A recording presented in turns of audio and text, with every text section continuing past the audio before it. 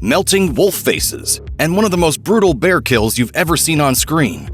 The Predator franchise is known for being violent and gory at times, and Prey certainly lives up to that hype. So how do these moments rank?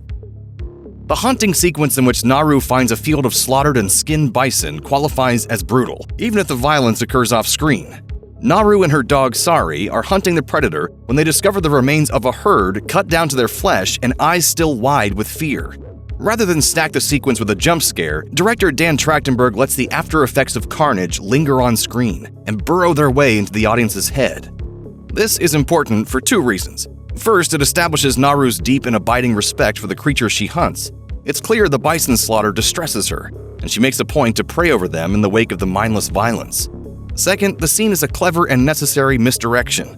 Naru and the audience assume this act is the work of the predator, last seen working his way up the Comanche Nation land's food chain. Instead, it is revealed that the animals were murdered by a French hunting party who are just as ruthless in their aims as the film's alien antagonist. Following a narrow escape from the predator's clutches, Naru winds up in the hands of a barbaric French hunting party. The Frenchmen strike her with a rifle before throwing her into a cage. Later, they scream at her and poke her incessantly. This would be brutal enough to make this list if the additional dehumanization of Naru's brother Taabe didn't immediately follow it.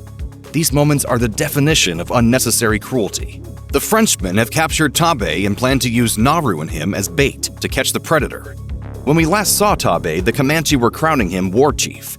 At this moment, however, the French knock him to his knees and draw a blade across his chest, releasing a river of blood while he howls in pain and fury as Naru can only helplessly look on. The Predator is undoubtedly the film's core villain, but at this moment, this gang of colonizing thugs gives him a run for his money.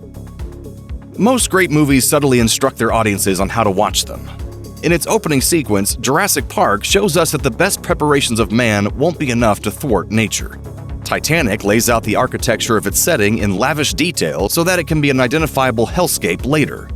One of the most brutal shots in Prey shows us exactly what the Predator's aims will be for the rest of the movie, while doubling as a deranged world-establishing beat. Around the film's 13-minute mark, a tiny ant crawls up the invisible Predator's leg. It is promptly eaten by a shrew. The creature munches happily until the camera swings around to reveal a rattlesnake staring down at the shrew, which then swallows the smaller creature whole. As the shrew squeals, the snake slithers away. It hears the predator and rattles its tail in warning, only to be gored by the predator's blades, who then beheads and guts it. Prey cements its monster's aims at this moment. It wants to hunt its way up the food chain and do so with swiftness. It wants to be at the top. For the audience, it's a nasty lesson learned quickly. Anyone familiar with trailers for Prey knows that things don't end well for the film's majestic brown bear. The first teaser's money shot shows the bear, limp and beaten, getting hoisted into the air as Naru watches helplessly. The odds of the bear surviving this moment are slim to none. However, that doesn't make the creature's slaughter any easier to watch. It's not just that the brown bear gets sucker punched in the jaw by the predator, its skull crashing into the dam where Naru is hiding, that makes this scene so brutal. And it's not simply the limp body of the bear that gets lifted into the air in a dark air of triumph. It's that the predator then cuts the bear's stomach open while it's in the air and the bear's blood spills out onto the predator, revealing him fully for the first time. This moment alone makes Prey better than at least 3 of the Predator movies. Sexism is a boiling undercurrent throughout Prey. Who invited you? We won't be gone long enough to need a cook. You keep wondering when the gendered ideas which constrain Naru to the role of tracker and healer are going to spill over and cause untoward chaos. The answer comes at the movie's midpoint, when the Comanche hunting party find Naru and try to bring her home. Wasape, their leader, dismisses Naru's warnings about an unknown threat instantly. She storms off, and Wasape responds by trying to drag her away, only to get backhanded by her spinning attack. Limbs fly as the carnage unfolds in a bevy of close-up face punches, a knee into the nose bone, multiple bites which draw blood, and a suplex onto hard, exposed roots. It's not that this attack is hard to watch, so much as it's unclear where it's headed.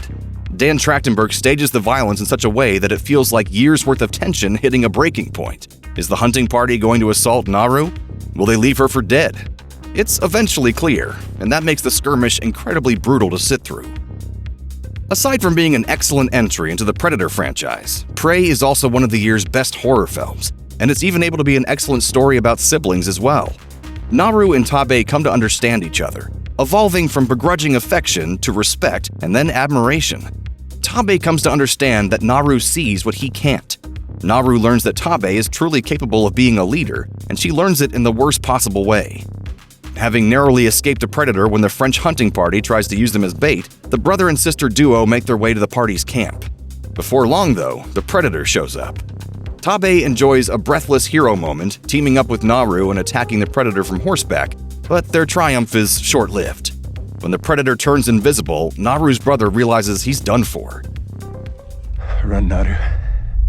It thinks I'm the threat. This is as far as I go. The siblings share a last look before a set of claws materializes and impales Taabe.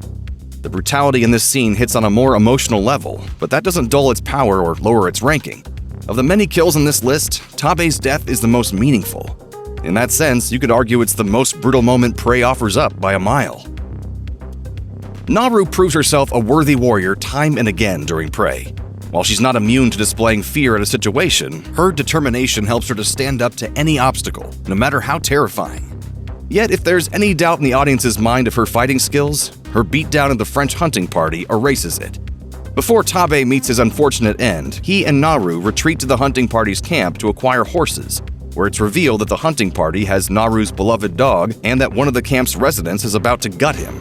Naru leaps into action, shattering kneecaps, stabbing and disarming her attackers, while getting to showcase the stringed axe she built earlier in the film. Is this all brutal? Yes, it's meant to be.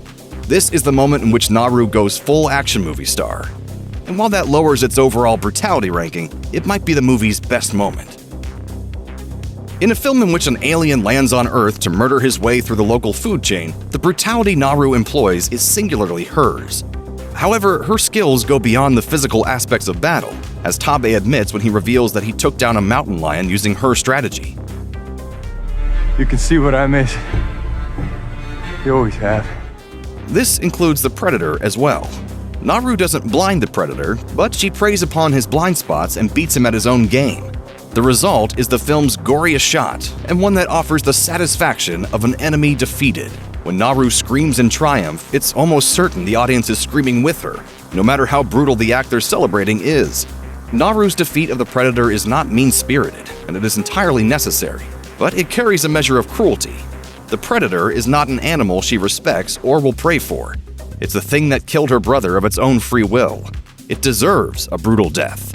Dan Trachtenberg helps the audience see the fine line Naru walks and then makes it feel great to watch her stick the landing. In Prey, the French hunting party embodies the evils of colonization.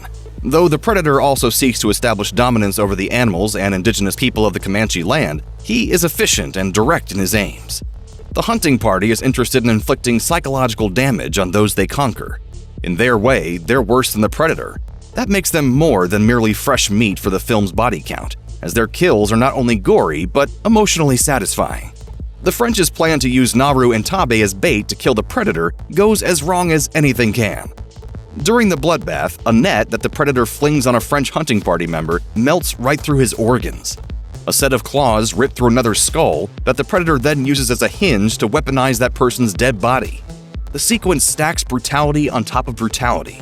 It's still too fun to earn the top spot, but the goods are there. The predator's attack on the Comanche hunting party is when Prey flips a switch. Up until this moment, it's a genre hybrid that marries a sparse alien invasion thriller with a stark indigenous western. When the hunting party battles the predator, though, it becomes a classic Predator film. The action is clean and wince-inducing. The compositions are gritty but gorgeous. Most importantly, it's brutal to a degree that fully establishes the predator as a threat that lingers in the audience's memory. If you wanted to know why this particular predator belongs high up on the list of those we've witnessed on screen, this scene is the reason. First, the predator scouts the party. Then he exploits them at their weakest moment when they are down numbers and fighting amongst themselves. He takes out the leader with a well-placed tri-arrow shot through the chest and eyes. He dismembers another of the warriors and finishes the job with blades through the chest. The whole sequence is savage and not for the faint of heart. But suffice it to say that the sequence reaches a dizzying conclusion that cements its place in Predator history. Should see your face. Early on in Prey, the predator beats down, guts, and then rips out the spinal cord of a wolf before beheading it and melting its face down to its skull. If that makes you queasy, you probably might want to skip this scene next time you put the film on. You've probably read about the dodgy CGI in Prey, especially in regard to animals, and people are being critical of it for good reason. There are some shots of a real wolf and rabbit at the beginning of the scene, but once the predator enters, the wolf in this sequence is primarily CGI, and at no point does it seem like a real beast. That's how brutal and effective this scene is. What could play like a Mortal Kombat fatality strikes a much more primal nerve. Despite its technical shortcomings, this scene is the definition of unguarded brutality, pure and simple. It's ugly, it's effective, without a doubt it is the most haunting moment in Prey. It stays with you. That's what brutal cinema does.